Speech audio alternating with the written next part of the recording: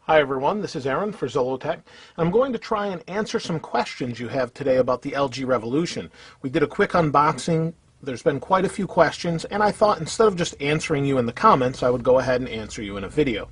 So let's first go with the first person that asked 6 questions, Rushmore69.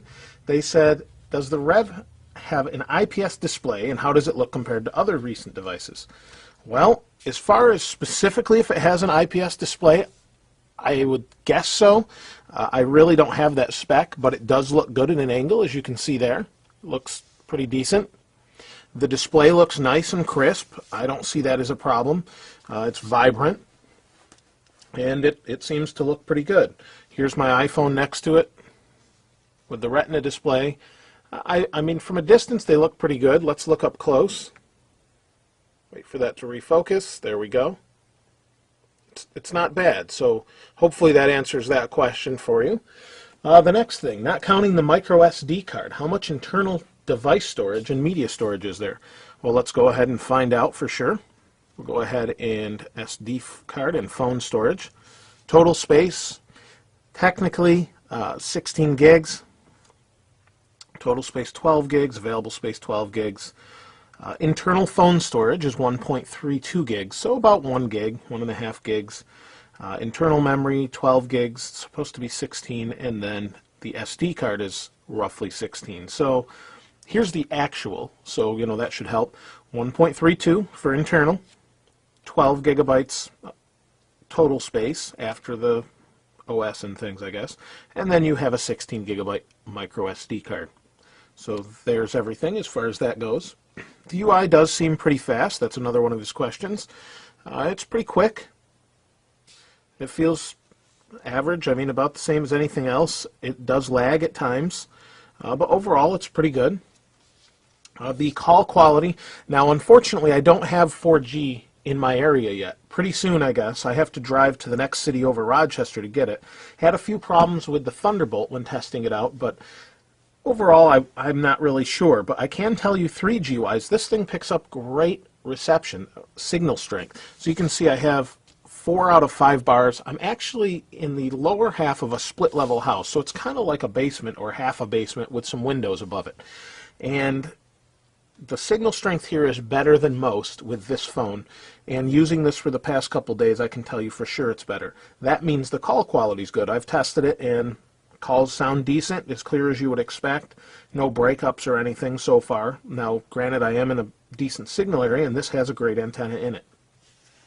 The next question is, between the Thunderbolt and Revolution, which would you pick?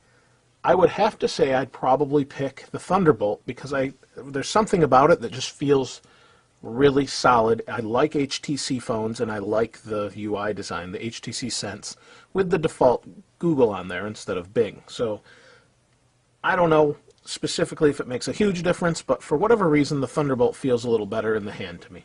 That's it.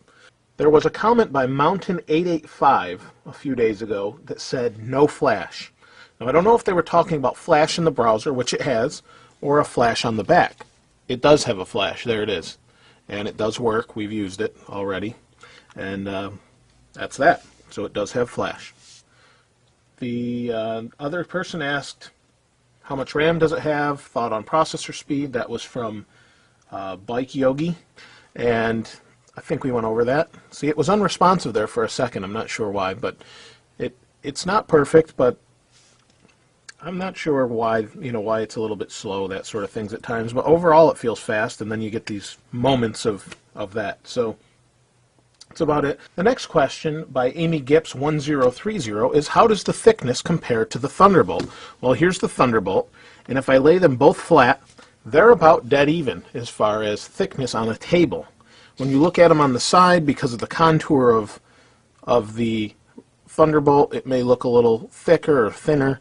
Either way, they're about identical as far as when you see them flat on a table. There's really no difference. Our next question is from 97TJ, and the question is, does the Revolution have an HDMI mirror mode like the Droid X2? Actually, it does. Let's take a look at that. Here's my television, here's the Revolution, here's the HDMI. Let's go ahead and pop this open. plug it in and see what we get here. So, let's see what goes on here. TV detected it, and there we go. There's our mirroring. Slide up to unlock, rotate, and we've got full screen. That's email.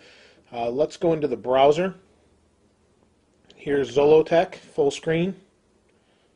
On my television, I'm mirroring here. And we'll check out Flash since we're here. Alright, it's playing. A little bit slow. There we go. Aaron for Zollotech. We're going to review the Droid Incredible 2 today. The first Droid Incredible was easily... So that's pretty nice. We have full mirroring. It also does HDCP. It lets you know. So if you have some copyrighted content and you want to watch it via the phone, you can do that. I've got everything here that I have on the phone. So pretty nice. Let's go on to the next question. The next question is by, forgive me if I mispronounce this, but J. McKevitt 94 or 94. Battery. How is the battery life? Well, right now we're on almost no battery. This hasn't been charged in a couple days, so it's been in standby for a few days. It does check my email regularly. You can see the indicator that's red flashing saying, you know, charge me. I would say from initial impressions, it'll easily get through, I guess, a full day. Now, that's not on 4G, that's on 3G. The battery in this phone is actually a 1500 milliamp hour battery, which isn't a bad size. It's pretty decent and about average. So as far as specifically how long it lasts, I can't tell you that just yet because I haven't actually done a test, but overall it seems pretty good. Another person asked, You Be Lovin' Me, asked, does it have swipe? Let's go ahead and see our options here for the keyboard. The input method is LG keyboard, swipe settings, so yes, it does have swipe. One person asked what the price is. It appears it's going to be $250 on contract. I'm not really sure, but that depends where you get it. If you get it through Amazon, it may be different. If you get it through Verizon, it may be different. It's hard to say, but that's roughly the price. From Halo Man 800, the question is two parts. Does it have Gorilla Glass? Well, as far as I can find, we don't know. However, if you look back on LG's history, all the way back to 2009, LG actually decided to go with Corning, who makes Gorilla Glass, to protect lots of devices. So my best guess is yes. I can't imagine that any phone manufacturer would not release a hardened glass material on the front of their phone. Specifically, though, if that information comes out for sure, please be sure to let me know because I'd love to know that. The second part of the question is, does it have a second-gen Snapdragon like the Thunderbolt? The Thunderbolt, I believe, does.